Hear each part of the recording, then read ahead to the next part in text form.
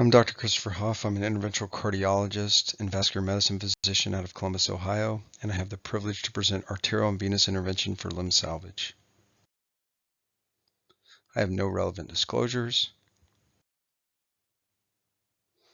Arterial insufficiency in the setting of venous ulceration is not uncommon and occurs about 15 to 30% of the time. 13% of the time, the PAD is moderate, and 2% of the time, the arterial insufficiency is severe. The dilemma is that venous ulcerations are already notoriously difficult to treat, and the mainstay of therapy is compression. Now, the ability to perform adequate compression therapy is limited by the degree of PAD, with adequate compression being relatively contraindicated as the ABI drops below 0.7. So what does the data tell us about treating these patients? Well, this was a fairly large study that looked at consecutive patients that were referred with leg ulceration and venous reflux over 6 years. There were a total of 2,011 ulcers treated during this time period. Legs without arterial disease, defined as an ABI above 0.85, were treated with multi-layer compression bandaging.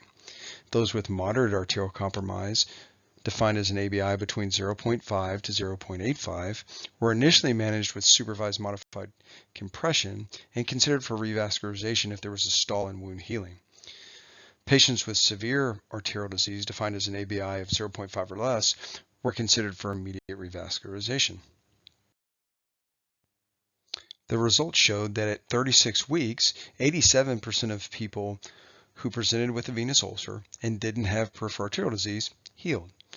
Now, healing was compromised as the degree of PAD increased. Those with moderate PAD only had a 67% healing response at 36 weeks, with only 53% of patients with severe PAD healing at 36 weeks.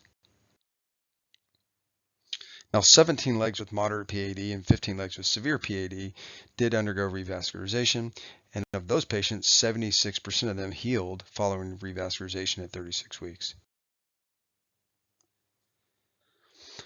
So then we could say that a protocol including supervised modified compression combined with selective revascularization achieves good healing rates for mixed arterial and venous leg ulceration. So what about the timing of arterial revascularization in these patients?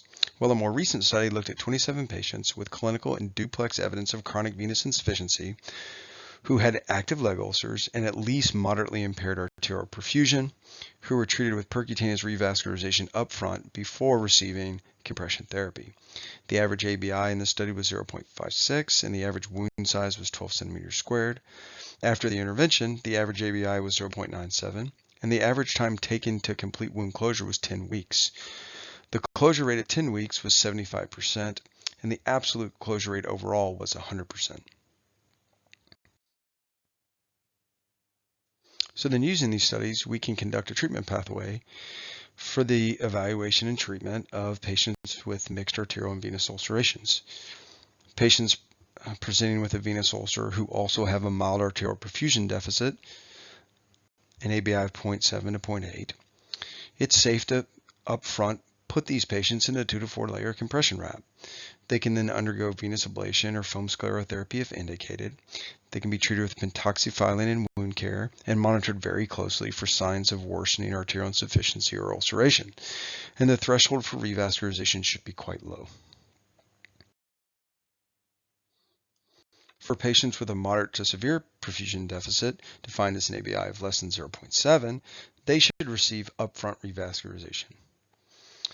Prior to revascularization, they can receive a gently applied 2 to 4 layer compression wrap, but routine compression of 20 to 30 millimeters of mercury should be delayed until after full revascularization. They can also be treated with pentoxifylline therapy and venous ablation and foam sclerotherapy if indicated. So let's look at a case that utilizes this treatment algorithm that was just outlined. This was a 45-year-old gentleman with severe diabetes who presented with a venous stasis ulcer that had been present for several weeks.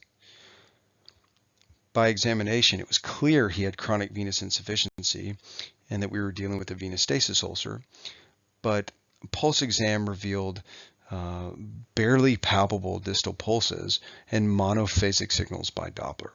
So instead of just being referred for a venous reflux study, he was also referred for ABIs.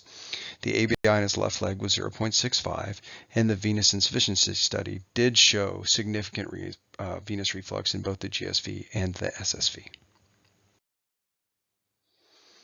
So based on our treatment algorithm, his ABI was less than 0.7, so he was referred for upfront angiography and revascularization. As you can see from the left lower extremity angiography, his SFA was occluded in the proximal and mid segments and recanalized distally at Hunter's Canal. The popliteal artery had minimal disease, but there was significant tibial disease with occlusion of the anterior tibial artery throughout most of its course and occlusion of the proximal posterior tibial artery. Using a combination of directional atherectomy, drug-coated balloon angioplasty, and stenting, his SFA was reconstructed, as was his posterior tibial artery. The post-procedure ABI was 0.9. He subsequently underwent a GSV ablation. He was initiated on pentoxifylline therapy.